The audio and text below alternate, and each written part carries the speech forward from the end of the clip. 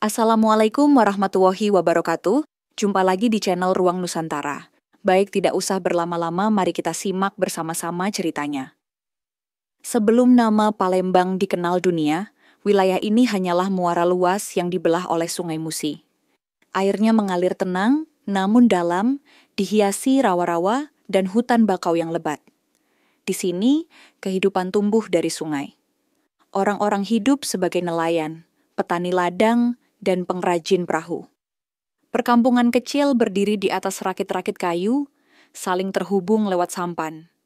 Inilah tanah yang kelak akan menjadi jantung kerajaan maritim terbesar di Asia Tenggara, Sriwijaya. Menurut para ahli sejarah, aktivitas manusia di wilayah Palembang sudah ada sejak awal abad ke-5 Masehi.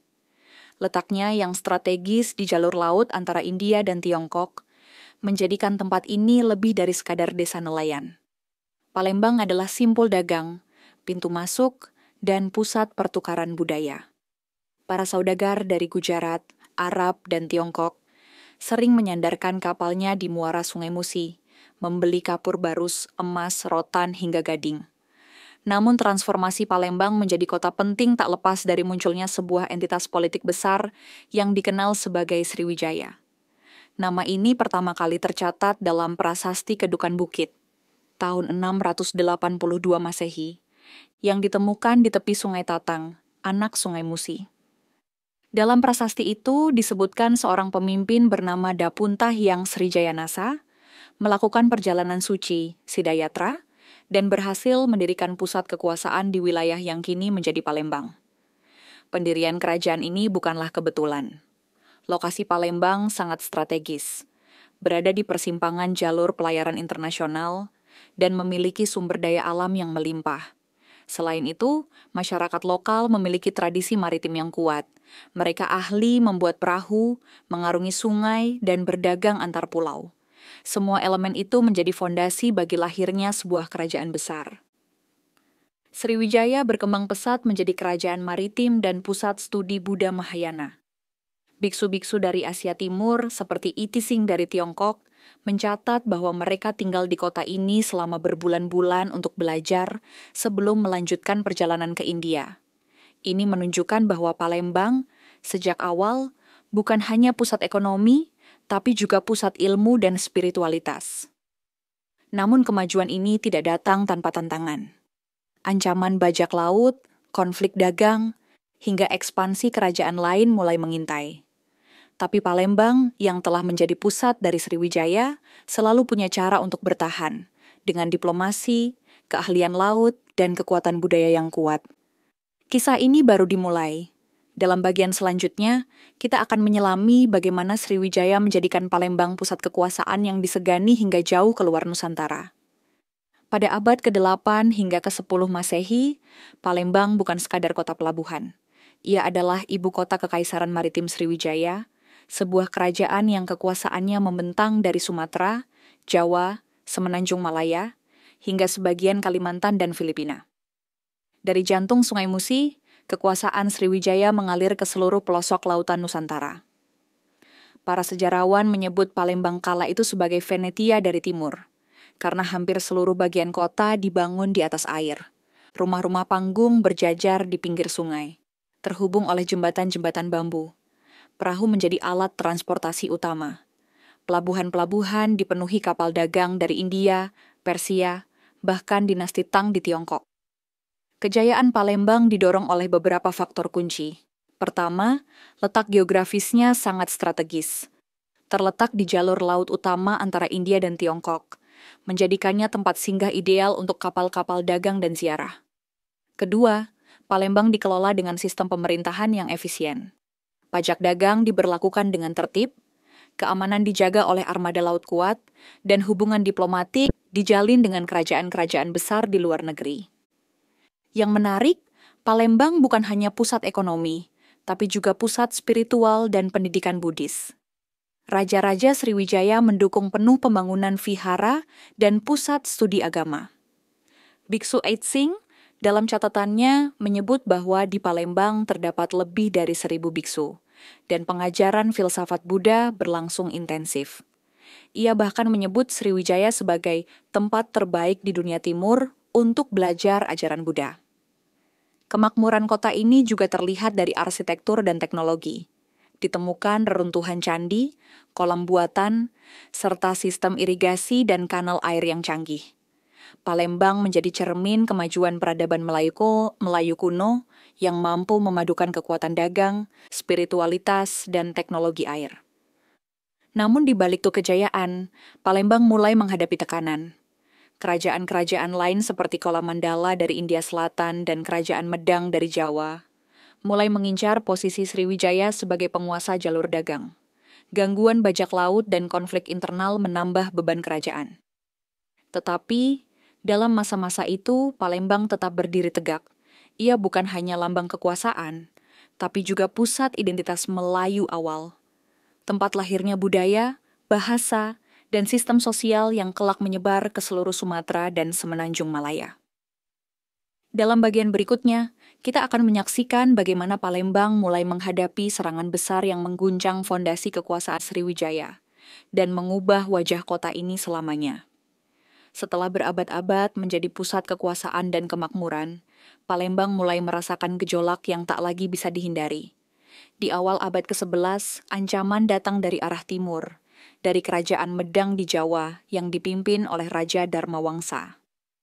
Medang merasa terancam oleh dominasi dagang Sriwijaya di jalur pelayaran internasional, terutama antara Selat Malaka dan Laut Jawa. Medang melancarkan ekspedisi militer besar yang dikenal dalam sejarah sebagai serangan Dharmawangsa ke Sriwijaya. Tujuannya jelas, merebut dominasi dagang, melemahkan Sriwijaya, dan menguasai jalur perdagangan laut. Palembang sebagai pusat pemerintahan menjadi sasaran utama. Namun serangan ini justru berbalik arah. Sriwijaya melawan dengan kekuatan armada laut yang telah mereka bangun selama berabad-abad. Pasukan Sriwijaya menggempur kembali dan bahkan berhasil menghancurkan sebagian besar kekuatan Medang. Ironisnya, selang beberapa waktu kemudian, Medang justru runtuh karena serangan dari dalam, tepat ketika Sriwijaya masih dalam kondisi siaga tinggi. Meski berhasil bertahan, Palembang tidak lagi sekuat dulu. Tahun demi tahun, tekanan datang dari berbagai arah. Di abad ke-19 hingga ke-14, kerajaan-kerajaan pesaing seperti Kerajaan Chola dari India Selatan menyerang pusat-pusat kekuatan Sriwijaya, termasuk wilayah di Sumatera bagian utara dan Semenanjung Melayu. Serangan dari Chola pada tahun 1025 M menjadi titik balik runtuhnya dominasi Sriwijaya. Meski Palembang tidak dihancurkan sepenuhnya, kekuatan ekonominya menurun drastis. Jalur dagang bergeser. Sebagian pelabuhan penting berpindah ke Jambi dan Malaka. Perlahan, Sriwijaya mulai terpecah menjadi kerajaan-kerajaan kecil. Palembang pun kehilangan statusnya sebagai ibu kota imperium. Namun sejarah tidak berhenti di situ. Masyarakat Palembang tidak menghilang. Mereka justru beradaptasi dan membentuk jati diri baru. Dari reruntuhan kejayaan, tumbuh semangat untuk mempertahankan nilai, budaya, dan warisan leluhur. Kehidupan tetap berlanjut di tepian Sungai Musi. Masyarakat tetap berdagang, bertani, dan membangun. Bahasa Melayu yang telah berkembang selama masa Sriwijaya tetap hidup dan bahkan menyebar lebih luas. Di tengah kondisi yang berubah, Palembang membuktikan bahwa identitas tidak selalu bergantung pada mahkota kekuasaan. Dalam bagian selanjutnya, kita akan menyaksikan bagaimana Palembang bertahan di masa transisi.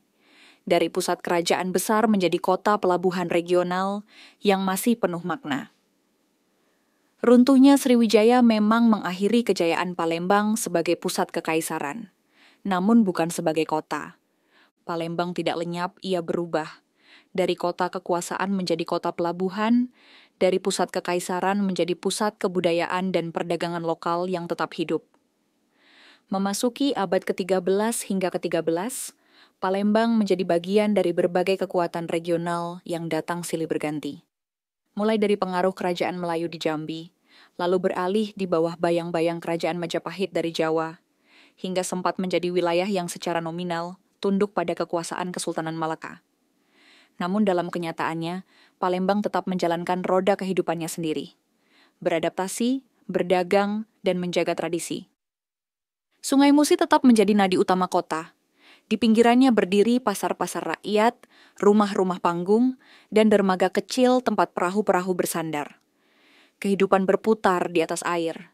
Jualan, pesta, pengajian, hingga urusan politik, semuanya berlangsung di sungai. Dalam banyak hal, inilah yang membuat Palembang unik. Ia hidup dan tumbuh dalam aliran air yang tak pernah berhenti. Pada masa ini, bahasa Melayu Palembang berkembang, menjadi salah satu varian Melayu yang khas. Ia menjadi bahasa perdagangan, bahasa rakyat, dan perlahan menjadi medium pengajaran Islam, terutama setelah pengaruh Islam mulai masuk kuat dari arah utara dan barat melalui pedagang-pedagang Arab, Gujarat, dan Aceh. Selain itu, tradisi-tradisi lama dari masa Sriwijaya tetap diwariskan, baik dalam bentuk lisan maupun budaya. Mitos-mitos seperti Putri Kembang Dadar, cerita tentang emas dan naga di dasar Sungai Musi, serta legenda perahu hantu di malam Jumat, terus diceritakan dari generasi ke generasi. Di saat kejayaan politiknya surut, justru identitas kultural Palembang semakin kaya. Namun perubahan besar kembali datang saat agama Islam mulai mengakar kuat di Palembang. Bersamaan dengan keruntuhan Malaka akibat serangan Portugis di awal abad ke-16, banyak ulama dan bangsawan Melayu melarikan diri ke Palembang dan wilayah Sumatera lainnya. Disinilah benih-benih baru kekuasaan mulai tumbuh, berbasis Islam, berorientasi pada rakyat, dan menjadikan Palembang sebagai salah satu pusat penyebaran Islam penting di Sumatera bagian selatan. Dalam bagian berikutnya, kita akan melihat bagaimana benih ini tumbuh menjadi Kesultanan Palembang Darussalam, dan bagaimana kota ini kembali berdiri dengan wibawa baru, sebagai pusat Islam, budaya Melayu, dan perjuangan melawan penjajah. Awal abad ke-17 menjadi momen penting dalam sejarah Palembang. Dari kota pelabuhan yang tumbuh di antara reruntuhan Sriwijaya, bangkit sebuah kekuatan baru yang berbasis Islam, Kesultanan Palembang Darussalam. Inilah era di mana Palembang kembali menjadi pusat kekuasaan yang tidak hanya kuat secara politik, tetapi juga kaya secara spiritual dan budaya. Kesultanan ini lahir di tengah gelombang Islamisasi di Nusantara. Setelah kejatuhan Malaka ke tangan Portugis pada tahun 1511, banyak tokoh dan bangsawan Melayu mencari tempat baru untuk melanjutkan perjuangan. Palembang yang strategis dan terbuka menjadi tempat yang ideal. Di sini, pengaruh Islam yang semula datang melalui pedagang, mulai mengakar dalam tatanan sosial dan pemerintahan. Pendiri kesultanan ini dikenal sebagai Ki Gede Suro, seorang keturunan bangsawan dari Demak yang datang ke Palembang bersama para pengikutnya. Mereka membawa ajaran Islam sekaligus tradisi kepemimpinan Jawa. Ki Gede tidak sekadar menyebarkan agama, tapi juga mendirikan pemerintahan yang adil dan menghimpun kekuatan lokal. Ketika pengaruhnya semakin kuat, lahirlah struktur formal kesultanan, dan Palembang menjadi Darussalam, yang berarti rumah kedamaian. Kesultanan Palembang Darussalam berkembang pesat. Struktur pemerintahannya tertata rapi, dengan sultan sebagai kepala negara dan agama. Hukum Islam diterapkan dalam kehidupan masyarakat, berdampingan dengan hukum adat. Masjid-masjid besar dibangun, ulama dari berbagai daerah diundang untuk mengajar, dan kitab-kitab Islam diterjemahkan ke dalam bahasa Melayu Palembang. Sultan-sultan Palembang terkenal sebagai pemimpin yang cerdas dan religius. Mereka juga piawai berdiplomasi. Ketika VOC, Belanda, mulai menunjukkan ambisi kolonialnya di Sumatera, para sultan berusaha menyeimbangkan hubungan antara kekuatan asing dan kedaulatan lokal. Palembang menjalin hubungan dagang dengan berbagai pihak, namun tetap menjaga kemandirian politiknya. Namun, kejayaan kesultanan ini juga menarik perhatian para penjajah Eropa. Setelah VOC berhasil menancapkan kuku di Batavia, mata mereka tertuju ke Palembang, kota dengan posisi strategis, kekayaan hasil bumi, dan jalur sungai yang menghubungkan pedalaman Sumatera. Dalam bagian berikutnya, kita akan menyaksikan konflik antara Kesultanan Palembang dan kekuatan kolonial Belanda, serta bagaimana Sungai Musi kembali menjadi saksi perjuangan mempertahankan kehormatan dan kedaulatan kota ini. Memasuki abad ke-18, bayang-bayang kolonialisme semakin menebal di langit Palembang. Setelah berhasil menguasai Batavia dan sebagian besar Jawa, VOC, Verenigde Oost-Indische Compagnie, mulai merangsek ke Sumatera. Palembang, kaya akan lada, timah, dan hasil bumi lainnya, menjadi target selanjutnya. Kesultanan Palembang menyadari ancaman ini. Sultan Mahmud Badarudin I, yang naik takhta pada 1724, bersikap hati-hati dalam menghadapi Belanda. Ia menjalin diplomasi, namun tak sepenuhnya tunduk. Ia memperkuat pertahanan, membangun benteng-benteng di sepanjang Sungai Musi, dan memperluas jaringan dagang dengan bangsa lain seperti Inggris dan Arab. Namun ketegangan dengan Belanda tak dapat dihindari. VOC terus mendesak agar Palembang menyerahkan hak monopoli dagang, terutama atas komoditas strategis seperti timah dan rempah. Sultan menolak. Penolakan ini memicu permusuhan terbuka. Belanda menyerang Palembang pada 1659, namun perlawanan rakyat yang gigih memaksa mereka mundur. Inilah pertempuran pertama Palembang, yang menandai dimulainya babak panjang perlawanan rakyat Palembang terhadap kolonialisme. Perlawanan paling heroik terjadi pada masa pemerintahan Sultan Mahmud Badarudin II, yang memimpin dari 1803 hingga 1821.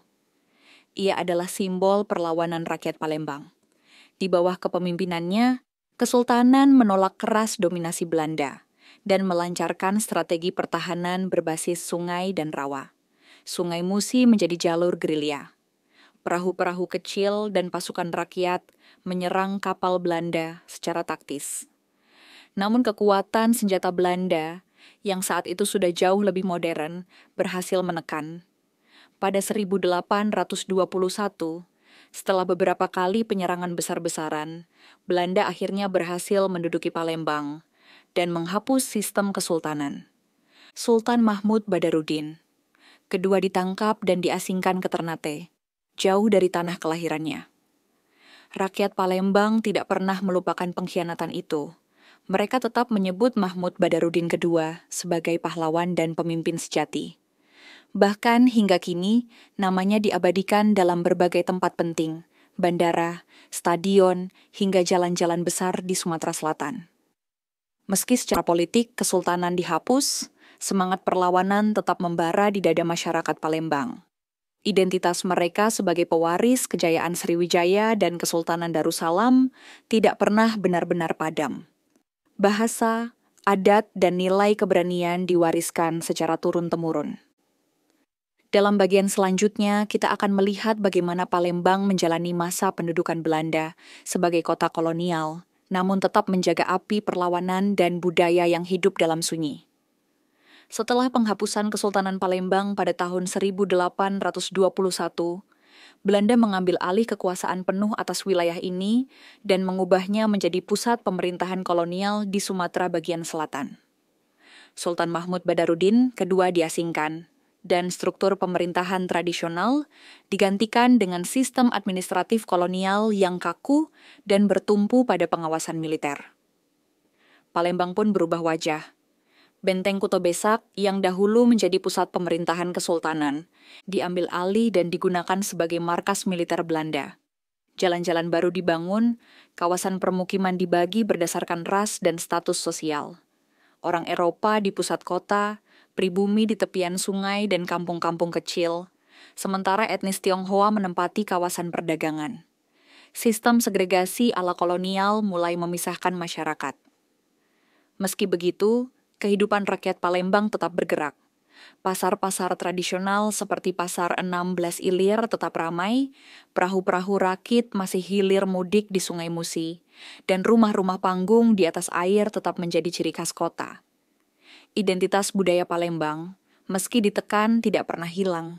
Masyarakat tetap mempertahankan adat, bahasa, pakaian, dan kesenian mereka. Di balik semua itu, benih perlawanan tetap tumbuh. Para ulama dan tokoh adat mulai menghidupkan kembali ajaran-ajaran tentang sejarah kejayaan Sriwijaya dan Kesultanan, menyebarkannya dalam bentuk cerita, syair, dan pengajian. Generasi muda mulai sadar bahwa Palembang dahulu bukanlah kota jajahan, melainkan pusat kebesaran yang pernah disegani dunia. Masuknya pendidikan barat juga membuka cakrawala baru. Sekolah-sekolah Belanda seperti Hollands Inlandse School, HIS, mulai didirikan. Dan dari sanalah muncul generasi terpelajar Palembang yang kelak menjadi pemimpin perjuangan kemerdekaan. Tokoh-tokoh seperti Abdul Rozak, KH Azhari, dan M. Isa adalah contoh anak-anak Palembang yang memadukan pendidikan barat dan tradisi lokal dalam perjuangan mereka. Dalam diam, Palembang mulai menyusun ulang kekuatannya. Meski secara militer kalah, namun dari balik rakit dan surau, rakyat membangun kembali harga dirinya. Semangat kesultanan dan kejayaan Sriwijaya tidak lagi menjadi nostalgia semata, tetapi berubah menjadi api perlawanan yang lebih cerdas dan terorganisir. Dalam bagian berikutnya, kita akan menyaksikan bagaimana api itu membesar di masa pendudukan Jepang dan kemudian meledak dalam pertempuran heroik melawan Belanda pada era revolusi fisik Indonesia. Perang 5 hari 5 malam yang mengguncang dunia. Setelah masa penjajahan Belanda yang panjang, Palembang memasuki babak baru pada awal 1942, pendudukan Jepang. Meski awalnya dianggap sebagai pembebas dari kolonialisme Eropa, Jepang segera menunjukkan wajah kekuasaannya yang kejam. Kota Palembang dijadikan pusat strategis, karena dekat dengan ladang minyak Pelaju dan Sungai Gerong. Dua aset vital bagi Perang Pasifik. Ribuan penduduk dipaksa bekerja dalam kondisi kejam sebagai Romusha, dan kekayaan alam Palembang dieksploitasi habis-habisan. Namun kekejaman Jepang justru menyatukan berbagai elemen rakyat Palembang, ulama, pemuda, buruh, dan guru bersatu dalam jaringan bawah tanah. Ketika Jepang menyerah pada sekutu di tahun 1945, rakyat Palembang segera mengangkat bendera merah putih dan memproklamasikan kedaulatan mereka, seiring dengan proklamasi Indonesia di Jakarta. Namun perjuangan belum berakhir. Belanda kembali datang bersama pasukan sekutu untuk merebut kembali Palembang. Rakyat menolak. Ketegangan meningkat hingga puncaknya terjadi pada 1 Januari 1947, ketika pecah pertempuran besar yang dikenal sebagai Perang 5 hari 5 malam. Ini bukan sekadar bentrokan, tetapi simbol perlawanan total rakyat Palembang. Di tengah kota, para pemuda bersenjata seadanya melawan pasukan Belanda yang lengkap dengan tank dan senapan otomatis. Mereka bertahan dari gang ke gang, dari Masjid Agung ke rumah-rumah penduduk, dari pasar ke jembatan. Jembatan Ampera, yang kala itu belum memiliki nama resmi, menjadi titik penting mobilisasi dan pertahanan. Sungai Musi pun kembali berperan sebagai jalur logistik dan pelarian warga sipil. Dalam 5 hari yang penuh darah dan nyawa, ribuan rakyat Palembang menunjukkan bahwa kota ini tidak pernah tunduk. Bersama TNI dan Laskar Rakyat, mereka menghadapi pasukan Belanda dalam pertempuran sengit yang akhirnya membuat musuh mundur dari pusat kota. Meski secara militer tak seimbang, kemenangan moral ada di pihak rakyat Palembang. Perang ini menjadi tonggak sejarah perjuangan kemerdekaan Sumatera Selatan. Nama-nama pejuang seperti Mayor Harun Sohar, Letkol Mocamat Isa, dan Burhanuddin Diyah dikenang sebagai pahlawan sejati. Rakyat Palembang membuktikan bahwa mereka bukan hanya pewaris kejayaan masa lalu, tapi juga pelindung masa depan bangsa. Dalam bagian berikutnya, kita akan melihat bagaimana Palembang membangun dirinya kembali setelah perang. Dari kota perjuangan menjadi kota modern, sambil terus merawat ingatan sejarah dan warisan budaya. Pasca Perang 5 hari 5 malam, Palembang berdiri sebagai kota yang remuk secara fisik tapi menyala secara moral. Bangunan banyak yang hancur, jalur perdagangan lumpuh, dan ribuan warga mengungsi, namun semangat rakyat tidak pernah padam. Palembang tetap tegak sebagai simbol keberanian rakyat Indonesia. Setelah pengakuan kedaulatan Republik Indonesia oleh Belanda tahun 1949, Palembang memasuki era pembangunan. Namun jalan menuju pemulihan tidak mudah. Pemerintah setempat bersama rakyat bahu-membahu membangun kembali infrastruktur kota. Benteng Kuto Besak, yang dulunya markas kolonial, mulai difungsikan untuk kegiatan militer Indonesia. Masjid Agung diperluas. Pasar-pasar tradisional seperti Pasar 6 Belas Ilir dan Pasar Cinde kembali ramai.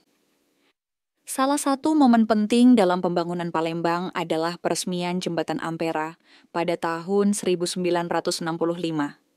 Jembatan ini menjadi ikon kota yang menghubungkan dua wilayah utama, seberang Ulu dan seberang Ilir. Dibangun di atas Sungai Musi, jembatan ini bukan hanya infrastruktur fisik, tapi simbol penyatu sejarah masa lalu dan harapan masa depan. Awalnya bernama Jembatan Bung Karno, namun kemudian berganti menjadi Ampera, amanat penderitaan rakyat. Dekade demi dekade, Palembang terus berkembang. Kota ini menjadi ibu kota Provinsi Sumatera Selatan, pusat pendidikan, perdagangan, dan perindustrian. Pelabuhan Bum Baru dibuka sebagai gerbang logistik baru. Kilang minyak Pelaju dan Sungai Gerong dikembangkan menjadi pusat energi nasional. Namun kemajuan ekonomi tidak melunturkan karakter Palembang sebagai kota budaya dan sejarah. Pemerintah dan masyarakat mulai menyadari pentingnya merawat warisan leluhur. Museum Sultan Mahmud Badarudin. Kedua dibangun, berbagai situs sejarah mulai dipugar, dan festival budaya seperti Pekan Gubi dan Festival Sungai Musi rutin diselenggarakan untuk menghidupkan kembali semangat zaman Sriwijaya. Di bidang pendidikan, berdiri berbagai perguruan tinggi, seperti Universitas Sriwijaya dan UIN Raden Fatah yang turut mencetak generasi baru intelektual Palembang. Anak-anak muda kini tumbuh dengan kesadaran bahwa mereka berasal dari tanah yang besar, dan bahwa kebesaran itu harus diwariskan dalam bentuk yang baru, melalui teknologi, kreativitas, dan integritas. Namun tantangan zaman modern juga hadir, urbanisasi, banjir, ketimpangan sosial, hingga tekanan budaya global. Palembang kini berdiri di titik krusial, antara menjaga warisan dan mengejar modernitas. Dalam bagian selanjutnya, kita akan menyaksikan bagaimana Palembang menjawab tantangan masa kini dengan semangat masa lalu, mewujudkan kota yang maju, berakar, dan tetap bermartabat. Memasuki abad ke-21, Palembang berdiri sebagai kota metropolitan yang tidak hanya menjadi pusat Sumatera Selatan, tetapi juga sebagai simbol penting pembangunan di bagian barat Indonesia. Dari kota perjuangan dan pelabuhan kuno, Palembang berubah menjadi kota modern dengan identitas kuat. Pembangunan infrastruktur semakin pesat. Jalan tol, jalur kereta api, dan jalur transportasi Sungai Musi terus diperbaiki. Palembang menjadi kota pertama di luar Pulau Jawa yang memiliki sistem Light Rail Transit, LRT, yang dibangun dalam rangka menyambut Asian Games 2018. Perhelatan olahraga berskala internasional ini membawa Palembang ke mata dunia, membuktikan bahwa kota ini mampu sejajar dengan kota-kota besar lain di Asia. Namun di tengah modernisasi yang cepat, masyarakat Palembang tetap berpegang pada nilai-nilai kultural dan sejarahnya. Program revitalisasi kawasan Sungai Musi dijalankan, tidak hanya untuk estetika kota, tetapi untuk menghidupkan kembali identitas Palembang sebagai kota air. Festival sungai, pertunjukan budaya di Benteng Kuto Besak, dan parade perahu bidar menjadi ikon baru dalam wajah kota modern. Pemerintah daerah juga mendorong pelestarian rumah limas, rumah adat khas Palembang, yang dulunya simbol kemakmuran dan status sosial. Rumah-rumah panggung dengan ukiran rumit dan filosofi arsitektur yang dalam itu, kini mulai dijadikan situs budaya dan tempat wisata edukatif. Di sisi lain, bahasa Palembang, kuliner khas seperti pempek, model, dan tekwan terus dipromosikan sebagai bagian dari identitas kota. Lebih dari itu, generasi muda Palembang mulai menunjukkan kesadaran sejarah yang kuat. Komunitas-komunitas literasi, sejarah, dan budaya mulai bermunculan. Anak-anak muda tidak hanya aktif di media sosial, tapi juga di forum-forum budaya dan diskusi publik yang membahas Sriwijaya, Kesultanan Palembang, dan Perang 5 Hari 5 Malam. Mereka sadar bahwa menjadi modern bukan berarti meninggalkan akar. Sungai Musi tetap mengalir, namun bukan hanya air yang dibawanya. Ia membawa ingatan, warisan, dan harapan. Kota Palembang hari ini adalah kota yang terus belajar dari sejarahnya, dari Sriwijaya yang agung, dari kesultanan yang tegas, dari perjuangan melawan penjajah, hingga dari keteguhan rakyat yang tidak pernah gentar menghadapi zaman. Dalam bagian berikutnya, kita akan menyelami lebih dalam nilai-nilai budaya dan spiritual yang masih hidup di Palembang, yang menjadikan kota ini tidak hanya maju secara fisik, tetapi juga kaya secara jiwa. Di balik riuh kendaraan dan deru pembangunan, Palembang menyimpan ruh yang lembut, budaya yang hidup dalam adat, spiritualitas yang meresap dalam tutur kata, dan tradisi yang diwariskan bukan hanya lewat teks, tapi juga lewat perilaku. Kota ini tidak dibentuk hanya oleh batu bata, tetapi oleh nilai yang mengikat generasi demi generasi. Salah satu aspek paling menonjol adalah budaya tutur dan adat istiadat Palembang. Dalam masyarakat tradisional, berbicara harus halus, penuh etika, dan selalu mempertimbangkan perasaan lawan bicara. Sistem kekerabatan dan penghormatan kepada orang tua dijunjung tinggi. Bakso Palembang atau tata krama Palembang terkenal akan kelembutannya, warisan dari masa kesultanan yang menjunjung tinggi kehormatan dan tata kehidupan Islam. Upacara adat masih hidup hingga kini, mulai dari adat pernikahan Palembang yang penuh simbol, seperti penggunaan kain songket, siger, dan rumah limas sebagai tempat resepsi, hingga tradisi ngunduh mantu dan begadang semalam suntuk dengan iringan, musik gambus, dan rebana. Semuanya merefleksikan keharmonisan antara adat dan agama. Di bidang spiritual, Palembang adalah rumah bagi banyak ulama besar dan pesantren tua. Salah satu tokoh besar adalah Syekh Nawawi Al-Bantani, yang meskipun berasal dari Banten, menimba ilmu dan menyebarkan dakwah di tanah Sumatera. Kota ini juga dikenal dengan pengajian-pengajian rakyat di surau dan musala kecil, yang tetap bertahan di tengah gempuran modernitas. Ramadan, Maulid Nabi, dan tradisi ziarah kubur tetap dijalankan dengan khidmat oleh masyarakat Palembang. Selain itu, kuliner Palembang juga tak bisa dilepaskan dari identitas kota. Makanan bukan sekadar pemenuhan rasa, tapi juga lambang tradisi. Pempek, laksan, celimpungan, dan burgo bukan hanya disantap, tetapi dinarasikan dari mana asalnya, kapan disajikan, dan siapa yang biasa membuatnya. Dalam kuliner, hidup warisan dan rasa kebersamaan yang sulit digantikan. Sungai Musi, seperti jiwa kota ini, tetap mengalir tenang namun kuat. Di sisinya, perahu rakit dan rumah panggung masih berdiri. Di sekitarnya, anak-anak berlari, orang tua berbincang, dan nelayan masih menebar jala. Modernisasi tidak menghapus ini semua. Ia justru menguji bagaimana nilai-nilai lama mampu bertahan dan beradaptasi. Palembang bukan hanya nama kota. Ia adalah identitas. Ia adalah napas dari masa lalu yang terus berhembus di masa kini. Dalam bagian terakhir, kita akan menutup perjalanan ini dengan menyatukan segala kisah. Dari masa Sriwijaya, Kesultanan, penjajahan, perjuangan, hingga Palembang masa kini, kota yang tak sekadar ada, tapi hidup dalam sejarah bangsa. Palembang bukan sekadar titik di peta, ia adalah simpul waktu, tempat di mana masa lalu dan masa kini bersatu, tempat di mana arus sejarah tidak pernah berhenti mengalir seperti sungai Musi yang tak pernah kering. Dari sebuah perkampungan sungai, Palembang menjelma menjadi ibu kota kekaisaran maritim, pusat spiritual, benteng perlawanan, dan kini kota modern dengan identitas kuat. Jejak kejayaan Sriwijaya tetap terasa dalam kebanggaan masyarakat akan akar sejarahnya. Jejak Kesultanan Palembang Darussalam masih hidup dalam adat, pakaian, hingga tata bahasa yang penuh kesantunan. Sementara kisah heroik Perang 5 Hari 5 Malam terus digemakan sebagai pelajaran tentang keberanian dan harga diri. Tak banyak kota yang bisa menyatukan 3 fase sejarah besar seperti Palembang. Kerajaan kuno, Kesultanan Islam, dan kota perjuangan kemerdekaan. 3 kekuatan itu tidak membuat Palembang jumawa, justru membuatnya rendah hati dan kokoh di tengah perubahan zaman. Kehidupan masyarakat Palembang hari ini mencerminkan semua warisan itu. Beriman tapi terbuka, santun tapi berani. Lembut dalam ucapan tapi kokoh dalam pendirian.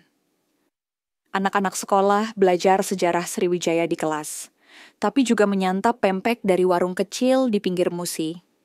Di ruang-ruang keluarga, cerita tentang Sultan Mahmud Badarudin II masih didongengkan sebagai kisah kepahlawanan sejati. Palembang adalah bukti bahwa kota tidak harus besar untuk menjadi penting. Assalamualaikum warahmatullahi wabarakatuh. Jumpa lagi di channel Ruang Nusantara. Baik, tidak usah berlama-lama, mari kita simak bersama-sama ceritanya. Sebelum nama Palembang dikenal dunia, wilayah ini hanyalah muara luas yang dibelah oleh Sungai Musi. Airnya mengalir tenang, namun dalam, dihiasi rawa-rawa dan hutan bakau yang lebat. Di sini, kehidupan tumbuh dari sungai. Orang-orang hidup sebagai nelayan, petani ladang, dan pengrajin perahu. Perkampungan kecil berdiri di atas rakit-rakit kayu, saling terhubung lewat sampan.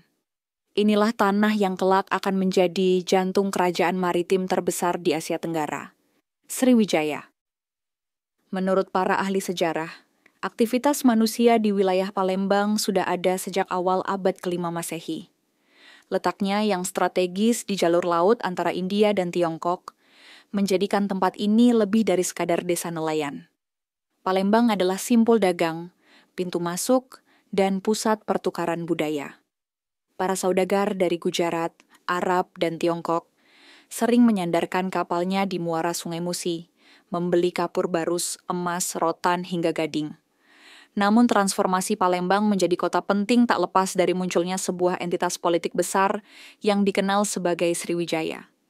Nama ini pertama kali tercatat dalam Prasasti Kedukan Bukit, tahun 682 Masehi, yang ditemukan di tepi Sungai Tatang, anak Sungai Musi.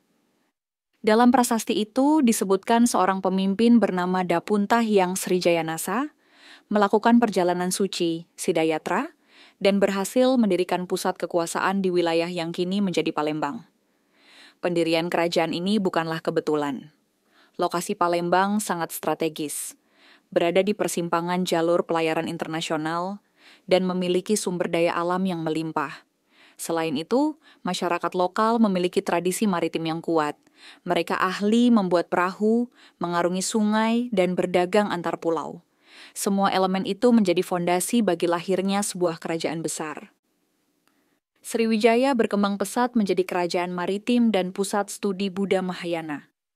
Biksu-biksu dari Asia Timur, seperti Itising dari Tiongkok, mencatat bahwa mereka tinggal di kota ini selama berbulan-bulan untuk belajar sebelum melanjutkan perjalanan ke India. Ini menunjukkan bahwa Palembang, sejak awal, bukan hanya pusat ekonomi, tapi juga pusat ilmu dan spiritualitas. Namun kemajuan ini tidak datang tanpa tantangan. Ancaman bajak laut, konflik dagang, hingga ekspansi kerajaan lain mulai mengintai. Tapi Palembang yang telah menjadi pusat dari Sriwijaya selalu punya cara untuk bertahan, dengan diplomasi, keahlian laut, dan kekuatan budaya yang kuat. Kisah ini baru dimulai.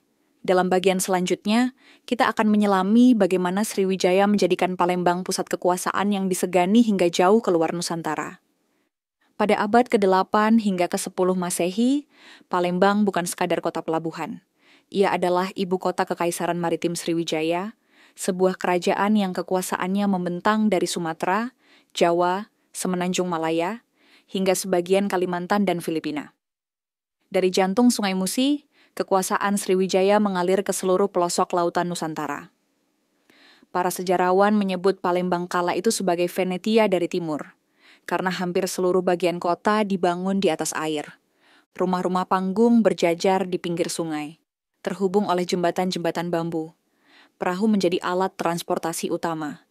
Pelabuhan-pelabuhan dipenuhi kapal dagang dari India, Persia, bahkan dinasti Tang di Tiongkok. Kejayaan Palembang didorong oleh beberapa faktor kunci. Pertama, letak geografisnya sangat strategis.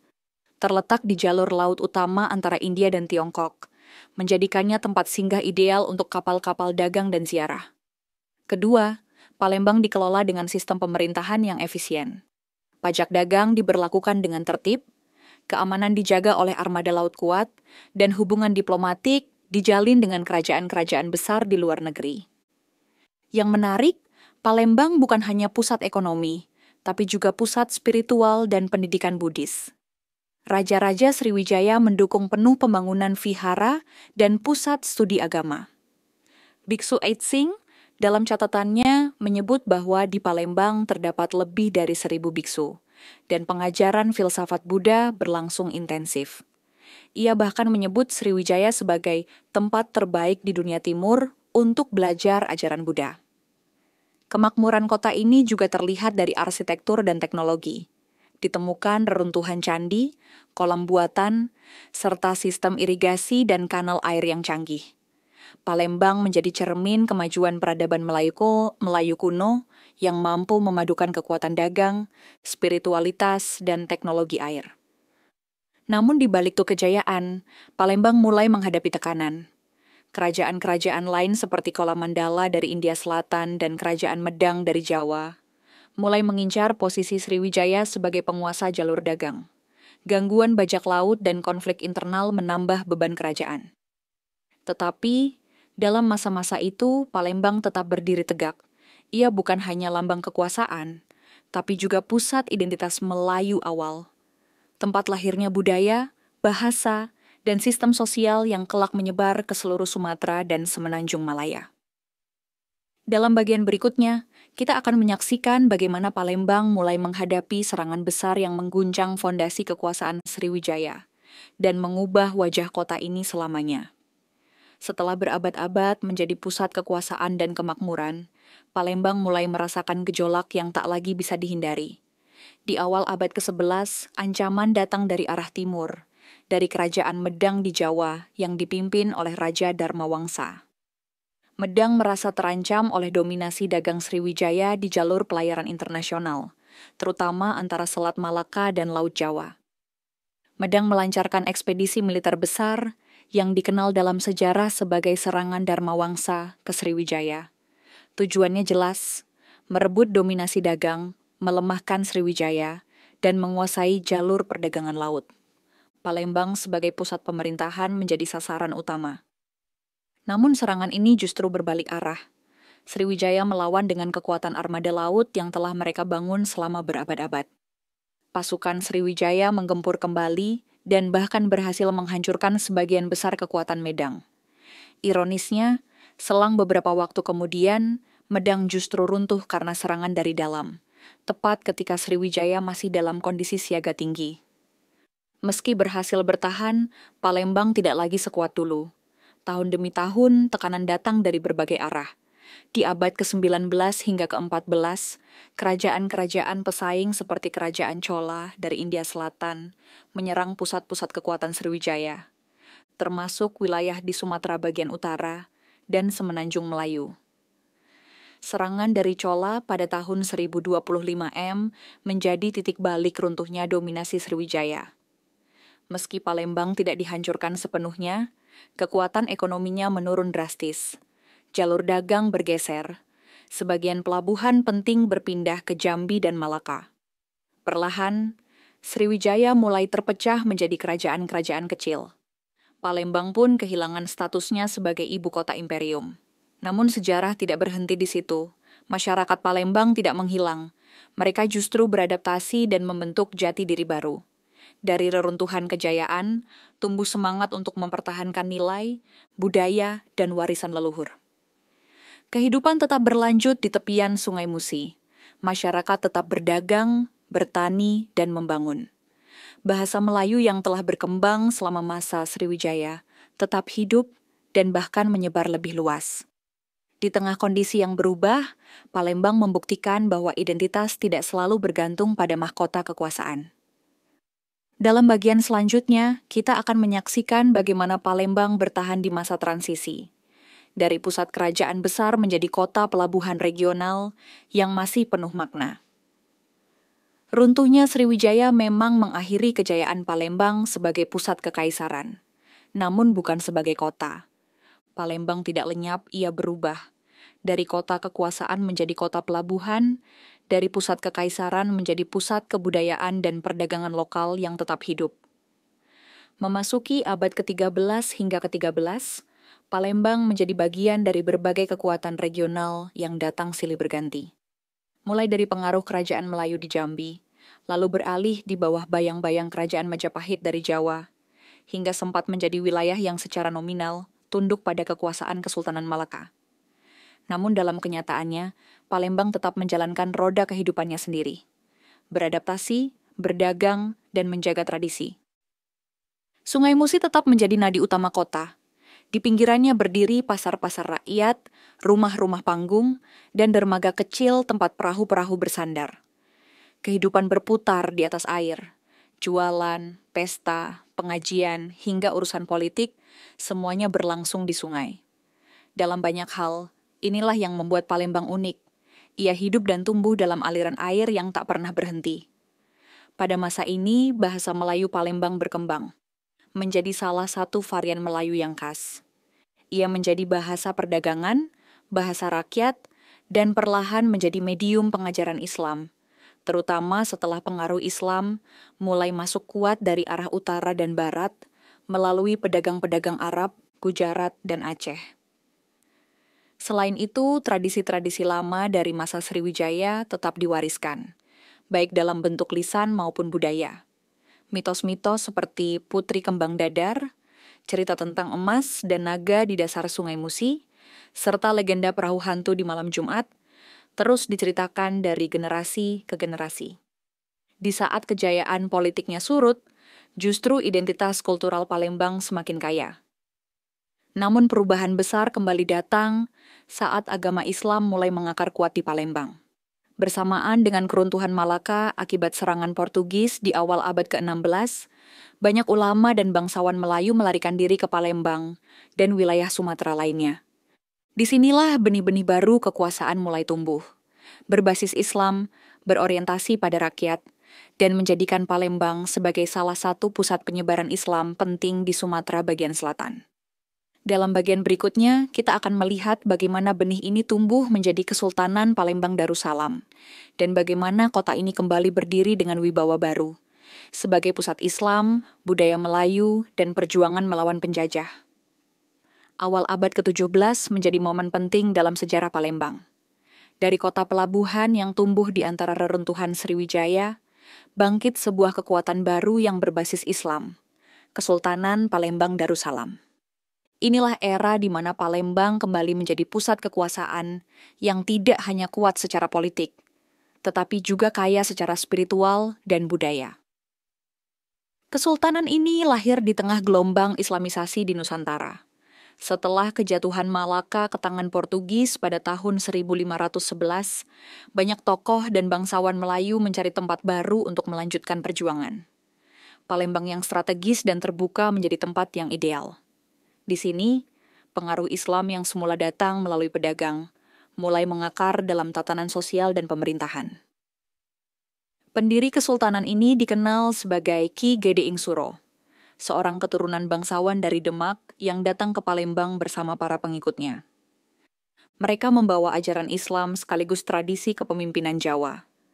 Ki Gede tidak sekadar menyebarkan agama, tapi juga mendirikan pemerintahan yang adil dan menghimpun kekuatan lokal. Ketika pengaruhnya semakin kuat, lahirlah struktur formal kesultanan, dan Palembang menjadi Darussalam, yang berarti rumah kedamaian. Kesultanan Palembang Darussalam berkembang pesat. Struktur pemerintahannya tertata rapi, dengan sultan sebagai kepala negara dan agama. Hukum Islam diterapkan dalam kehidupan masyarakat, berdampingan dengan hukum adat. Masjid-masjid besar dibangun, ulama dari berbagai daerah diundang untuk mengajar, dan kitab-kitab Islam diterjemahkan ke dalam bahasa Melayu Palembang. Sultan-sultan Palembang terkenal sebagai pemimpin yang cerdas dan religius. Mereka juga piawai berdiplomasi. Ketika VOC, Belanda, mulai menunjukkan ambisi kolonialnya di Sumatera, para sultan berusaha menyeimbangkan hubungan antara kekuatan asing dan kedaulatan lokal. Palembang menjalin hubungan dagang dengan berbagai pihak, namun tetap menjaga kemandirian politiknya. Namun kejayaan kesultanan ini juga menarik perhatian para penjajah Eropa.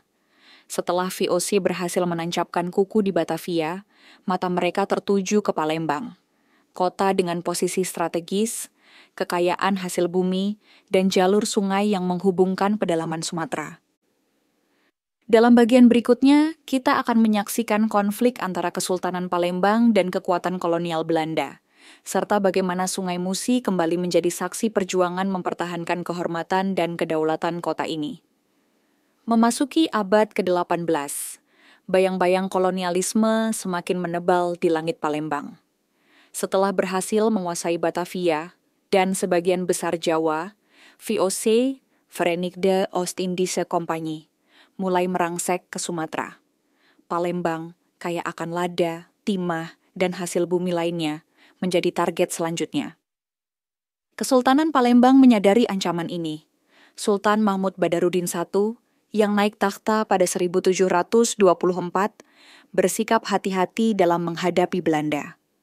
Ia menjalin diplomasi, namun tak sepenuhnya tunduk. Ia memperkuat pertahanan, membangun benteng-benteng di sepanjang Sungai Musi, dan memperluas jaringan dagang dengan bangsa lain seperti Inggris dan Arab. Namun ketegangan dengan Belanda tak dapat dihindari. VOC terus mendesak agar Palembang menyerahkan hak monopoli dagang, terutama atas komoditas strategis seperti timah dan rempah. Sultan menolak. Penolakan ini memicu permusuhan terbuka. Belanda menyerang Palembang pada 1659, namun perlawanan rakyat yang gigih memaksa mereka mundur. Inilah pertempuran pertama Palembang, yang menandai dimulainya babak panjang perlawanan rakyat Palembang terhadap kolonialisme. Perlawanan paling heroik terjadi pada masa pemerintahan Sultan Mahmud Badarudin II, yang memimpin dari 1803 hingga 1821. Ia adalah simbol perlawanan rakyat Palembang. Di bawah kepemimpinannya, Kesultanan menolak keras dominasi Belanda dan melancarkan strategi pertahanan berbasis sungai dan rawa. Sungai Musi menjadi jalur gerilya. Perahu-perahu kecil dan pasukan rakyat menyerang kapal Belanda secara taktis. Namun kekuatan senjata Belanda, yang saat itu sudah jauh lebih modern, berhasil menekan. Pada 1821, setelah beberapa kali penyerangan besar-besaran, Belanda akhirnya berhasil menduduki Palembang dan menghapus sistem kesultanan. Sultan Mahmud Badarudin. Kedua ditangkap dan diasingkan ke Ternate, jauh dari tanah kelahirannya. Rakyat Palembang tidak pernah melupakan pengkhianatan itu. Mereka tetap menyebut Mahmud Badarudin II sebagai pahlawan dan pemimpin sejati. Bahkan hingga kini, namanya diabadikan dalam berbagai tempat penting, bandara, stadion, hingga jalan-jalan besar di Sumatera Selatan. Meski secara politik kesultanan dihapus, semangat perlawanan tetap membara di dada masyarakat Palembang. Identitas mereka sebagai pewaris kejayaan Sriwijaya dan Kesultanan Darussalam tidak pernah benar-benar padam. Bahasa, adat, dan nilai keberanian diwariskan secara turun-temurun.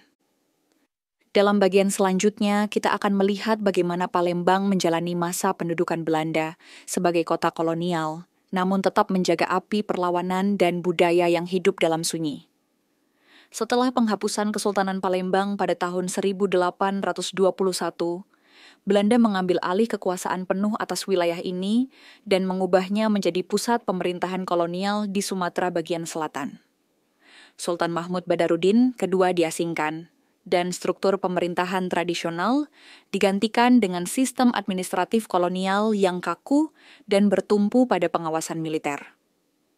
Palembang pun berubah wajah. Benteng Kuto Besak yang dahulu menjadi pusat pemerintahan kesultanan diambil alih dan digunakan sebagai markas militer Belanda. Jalan-jalan baru dibangun, kawasan permukiman dibagi berdasarkan ras dan status sosial. Orang Eropa di pusat kota, pribumi di tepian sungai dan kampung-kampung kecil, sementara etnis Tionghoa menempati kawasan perdagangan.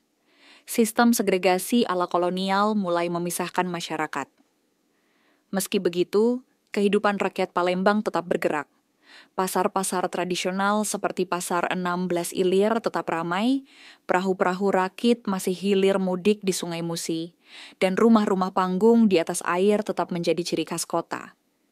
Identitas budaya Palembang, meski ditekan, tidak pernah hilang.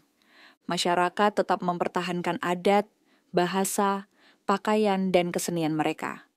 Di balik semua itu, benih perlawanan tetap tumbuh. Para ulama dan tokoh adat mulai menghidupkan kembali ajaran-ajaran tentang sejarah kejayaan Sriwijaya dan Kesultanan, menyebarkannya dalam bentuk cerita, syair, dan pengajian. Generasi muda mulai sadar bahwa Palembang dahulu bukanlah kota jajahan, melainkan pusat kebesaran yang pernah disegani dunia. Masuknya pendidikan barat juga membuka cakrawala baru. Sekolah-sekolah Belanda seperti Hollands Inlandse School, HIS, mulai didirikan. Dan dari sanalah muncul generasi terpelajar Palembang yang kelak menjadi pemimpin perjuangan kemerdekaan. Tokoh-tokoh seperti Abdul Rozak, KH Azhari, dan M. Isa adalah contoh anak-anak Palembang yang memadukan pendidikan barat dan tradisi lokal dalam perjuangan mereka. Dalam diam, Palembang mulai menyusun ulang kekuatannya. Meski secara militer kalah, namun dari balik rakit dan surau, rakyat membangun kembali harga dirinya. Semangat kesultanan dan kejayaan Sriwijaya tidak lagi menjadi nostalgia semata, tetapi berubah menjadi api perlawanan yang lebih cerdas dan terorganisir.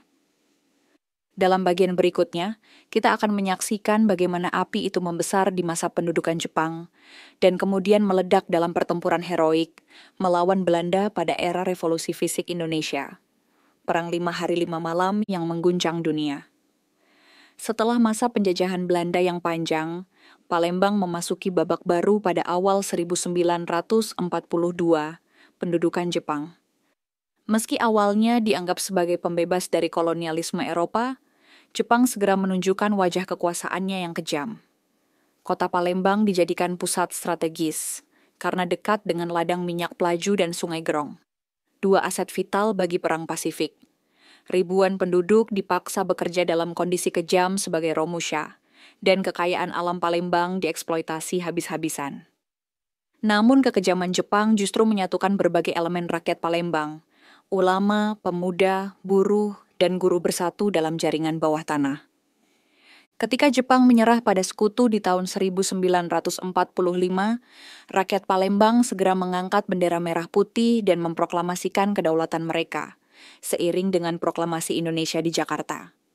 Namun perjuangan belum berakhir. Belanda kembali datang bersama pasukan sekutu untuk merebut kembali Palembang. Rakyat menolak.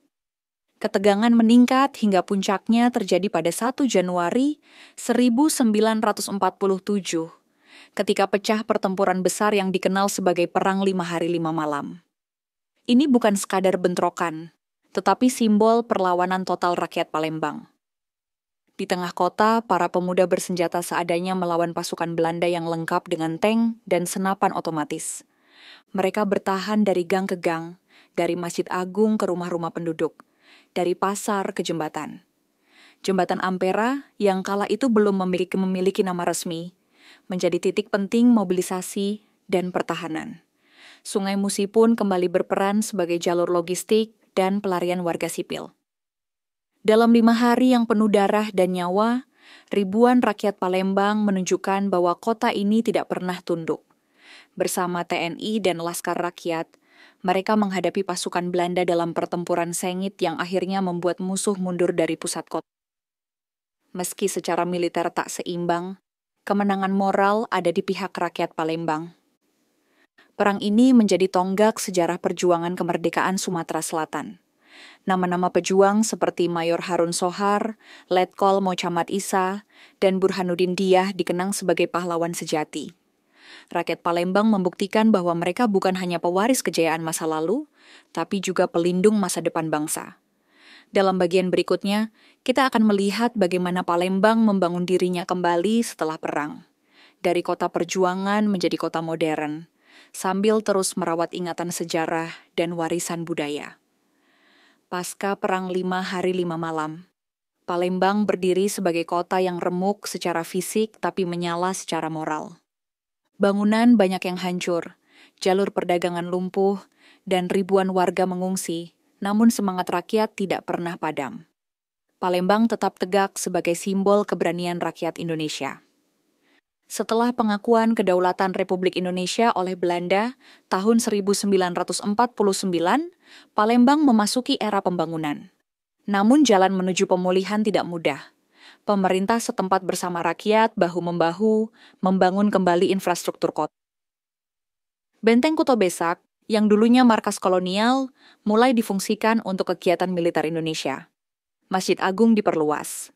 Pasar-pasar tradisional seperti Pasar 6 Belas Ilir dan Pasar Cinde kembali ramai. Salah satu momen penting dalam pembangunan Palembang adalah peresmian Jembatan Ampera pada tahun 1965. Jembatan ini menjadi ikon kota yang menghubungkan dua wilayah utama, Seberang Ulu dan Seberang Ilir. Dibangun di atas Sungai Musi, jembatan ini bukan hanya infrastruktur fisik, tapi simbol penyatu sejarah masa lalu dan harapan masa depan. Awalnya bernama Jembatan Bung Karno, namun kemudian berganti menjadi Ampera, amanat penderitaan rakyat. Dekade demi dekade, Palembang terus berkembang. Kota ini menjadi ibu kota Provinsi Sumatera Selatan, pusat pendidikan, perdagangan, dan perindustrian. Pelabuhan Bum Baru dibuka sebagai gerbang logistik baru. Kilang minyak Pelaju dan Sungai Gerong dikembangkan menjadi pusat energi nasional. Namun kemajuan ekonomi tidak melunturkan karakter Palembang sebagai kota budaya dan sejarah. Pemerintah dan masyarakat mulai menyadari pentingnya merawat warisan leluhur. Museum Sultan Mahmud Badarudin. Kedua dibangun, berbagai situs sejarah mulai dipugar, dan festival budaya seperti Pekan Gubi dan Festival Sungai Musi rutin diselenggarakan untuk menghidupkan kembali semangat zaman Sriwijaya. Di bidang pendidikan, berdiri berbagai perguruan tinggi, seperti Universitas Sriwijaya dan UIN Raden Fatah yang turut mencetak generasi baru intelektual Palembang. Anak-anak muda kini tumbuh dengan kesadaran bahwa mereka berasal dari tanah yang besar, dan bahwa kebesaran itu harus diwariskan dalam bentuk yang baru, melalui teknologi, kreativitas, dan integritas. Namun tantangan zaman modern juga hadir, urbanisasi, banjir, ketimpangan sosial, hingga tekanan budaya global. Palembang kini berdiri di titik krusial antara menjaga warisan dan mengejar modernitas.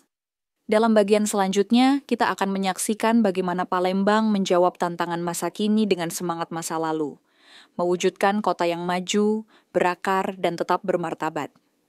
Memasuki abad ke-21, Palembang berdiri sebagai kota metropolitan yang tidak hanya menjadi pusat Sumatera Selatan, tetapi juga sebagai simbol penting pembangunan di bagian barat Indonesia. Dari kota perjuangan dan pelabuhan kuno, Palembang berubah menjadi kota modern dengan identitas kuat. Pembangunan infrastruktur semakin pesat. Jalan tol, jalur kereta api, dan jalur transportasi Sungai Musi terus diperbaiki. Palembang menjadi kota pertama di luar Pulau Jawa yang memiliki sistem Light Rail Transit, LRT, yang dibangun dalam rangka menyambut Asian Games 2018. Perhelatan olahraga berskala internasional ini membawa Palembang ke mata dunia, membuktikan bahwa kota ini mampu sejajar dengan kota-kota besar lain di Asia. Namun di tengah modernisasi yang cepat, masyarakat Palembang tetap berpegang pada nilai-nilai kultural dan sejarahnya. Program revitalisasi kawasan Sungai Musi dijalankan, tidak hanya untuk estetika kota, tetapi untuk menghidupkan kembali identitas Palembang sebagai kota air. Festival sungai, pertunjukan budaya di Benteng Kuto Besak, dan parade perahu bidar menjadi ikon baru dalam wajah kota modern. Pemerintah daerah juga mendorong pelestarian rumah limas, rumah adat khas Palembang, yang dulunya simbol kemakmuran dan status sosial. Rumah-rumah panggung dengan ukiran rumit dan filosofi arsitektur yang dalam itu, kini mulai dijadikan situs budaya dan tempat wisata edukatif. Di sisi lain, bahasa Palembang, kuliner khas seperti pempek, model, dan tekwan terus dipromosikan sebagai bagian dari identitas kota. Lebih dari itu, generasi muda Palembang mulai menunjukkan kesadaran sejarah yang kuat. Komunitas-komunitas literasi, sejarah, dan budaya mulai bermunculan. Anak-anak muda tidak hanya aktif di media sosial, tapi juga di forum-forum budaya dan diskusi publik yang membahas Sriwijaya, Kesultanan Palembang, dan Perang 5 Hari 5 Malam. Mereka sadar bahwa menjadi modern bukan berarti meninggalkan akar. Sungai Musi tetap mengalir, namun bukan hanya air yang dibawanya. Ia membawa ingatan, warisan, dan harapan. Kota Palembang hari ini adalah kota yang terus belajar dari sejarahnya, dari Sriwijaya yang agung, dari kesultanan yang tegas, dari perjuangan melawan penjajah, hingga dari keteguhan rakyat yang tidak pernah gentar menghadapi zaman. Dalam bagian berikutnya, kita akan menyelami lebih dalam nilai-nilai budaya dan spiritual yang masih hidup di Palembang, yang menjadikan kota ini tidak hanya maju secara fisik, tetapi juga kaya secara jiwa. Di balik riuh kendaraan dan deru pembangunan, Palembang menyimpan ruh yang lembut, budaya yang hidup dalam adat, spiritualitas yang meresap dalam tutur kata, dan tradisi yang diwariskan bukan hanya lewat teks, tapi juga lewat perilaku. Kota ini tidak dibentuk hanya oleh batu bata, tetapi oleh nilai yang mengikat generasi demi generasi. Salah satu aspek paling menonjol adalah budaya tutur dan adat istiadat Palembang. Dalam masyarakat tradisional, berbicara harus halus, penuh etika, dan selalu mempertimbangkan perasaan lawan bicara. Sistem kekerabatan dan penghormatan kepada orang tua dijunjung tinggi. Bakso Palembang atau tata krama Palembang terkenal akan kelembutannya, warisan dari masa kesultanan yang menjunjung tinggi kehormatan dan tata kehidupan Islam. Upacara adat masih hidup hingga kini, mulai dari adat pernikahan Palembang yang penuh simbol, seperti penggunaan kain songket, siger, dan rumah limas sebagai tempat resepsi, hingga tradisi ngunduh mantu dan begadang semalam suntuk dengan iringan, musik gambus, dan rebana. Semuanya merefleksikan keharmonisan antara adat dan agama. Di bidang spiritual, Palembang adalah rumah bagi banyak ulama besar dan pesantren tua. Salah satu tokoh besar adalah Syekh Nawawi Al-Bantani, yang meskipun berasal dari Banten, menimba ilmu dan menyebarkan dakwah di tanah Sumatera. Kota ini juga dikenal dengan pengajian-pengajian rakyat di surau dan musala kecil, yang tetap bertahan di tengah gempuran modernitas. Ramadan, Maulid Nabi, dan tradisi ziarah kubur tetap dijalankan dengan khidmat oleh masyarakat Palembang. Selain itu, kuliner Palembang juga tak bisa dilepaskan dari identitas kota. Makanan bukan sekadar pemenuhan rasa, tapi juga lambang tradisi. Pempek, laksan, celimpungan, dan burgo bukan hanya disantap, tetapi dinarasikan dari mana asalnya, kapan disajikan, dan siapa yang biasa membuatnya. Dalam kuliner, hidup warisan dan rasa kebersamaan yang sulit digantikan. Sungai Musi, seperti jiwa kota ini, tetap mengalir tenang namun kuat. Di sisinya, perahu rakit dan rumah panggung masih berdiri. Di sekitarnya, anak-anak berlari, orang tua berbincang, dan nelayan masih menebar jala. Modernisasi tidak menghapus ini semua. Ia justru menguji bagaimana nilai-nilai lama mampu bertahan dan beradaptasi. Palembang bukan hanya nama kota. Ia adalah identitas. Ia adalah napas dari masa lalu yang terus berhembus di masa kini. Dalam bagian terakhir, kita akan menutup perjalanan ini dengan menyatukan segala kisah. Dari masa Sriwijaya, Kesultanan, penjajahan, perjuangan, hingga Palembang masa kini, kota yang tak sekadar ada, tapi hidup dalam sejarah bangsa. Palembang bukan sekadar titik di peta, ia adalah simpul waktu, tempat di mana masa lalu dan masa kini bersatu, tempat di mana arus sejarah tidak pernah berhenti mengalir seperti Sungai Musi yang tak pernah kering. Dari sebuah perkampungan sungai, Palembang menjelma menjadi ibu kota kekaisaran maritim, pusat spiritual, benteng perlawanan, dan kini kota modern dengan identitas kuat. Jejak kejayaan Sriwijaya tetap terasa dalam kebanggaan masyarakat akan akar sejarahnya. Jejak Kesultanan Palembang Darussalam masih hidup dalam adat, pakaian, hingga tata bahasa yang penuh kesantunan. Sementara kisah heroik Perang 5 Hari 5 Malam terus digemakan sebagai pelajaran tentang keberanian dan harga diri. Tak banyak kota yang bisa menyatukan 3 fase sejarah besar seperti Palembang.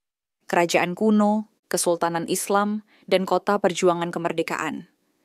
3 kekuatan itu tidak membuat Palembang jumawa, justru membuatnya rendah hati dan kokoh di tengah perubahan zaman. Kehidupan masyarakat Palembang hari ini mencerminkan semua warisan itu. Beriman tapi terbuka, santun tapi berani. Lembut dalam ucapan tapi kokoh dalam pendirian. Anak-anak sekolah belajar sejarah Sriwijaya di kelas, tapi juga menyantap pempek dari warung kecil di pinggir Musi. Di ruang-ruang keluarga, cerita tentang Sultan Mahmud Badarudin II masih didongengkan sebagai kisah kepahlawanan sejati. Palembang adalah bukti bahwa kota tidak harus besar untuk menjadi penting. Ia tidak harus gemerlap untuk bersinar.